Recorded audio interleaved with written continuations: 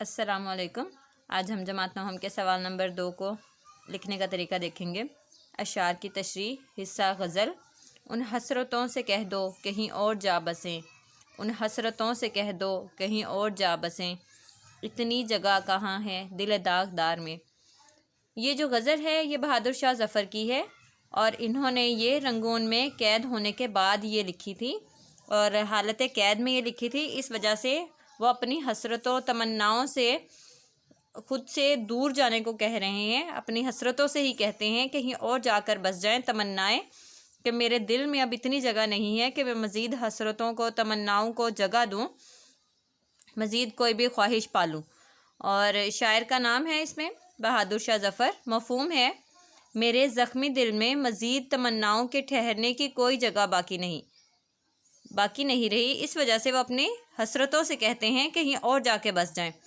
تشریح۔ شاعر کا دل مایوسی سے بھرا ہوا ہے۔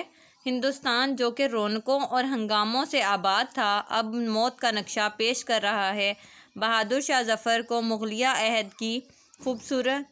عہد کا خوبصورت ماضی یاد آ رہا ہے، اور ماضی کی رنگینیاں اسے خون کے آنسو رلاتی ہیں۔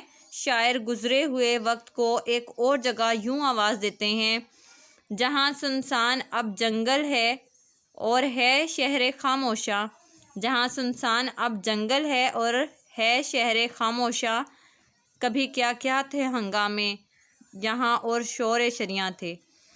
کہ اب یہ جو شہر ہے، یہ جو علاقہ ہے وہ جنگل کا سا ہے اور شہر بھی خاموش ہے، لیکن عہد مغل میں یہاں پہ بہت زیادہ ہنگامے ہوا کرتے تھے، محفلیں ہوا کرتی تھیں اور شور شریاں تھے، اور چھوٹی چھوٹی جو ہیں وہ محفلیں، شور کی محفلیں وہاں پہ منعقد ہوتی تھیں۔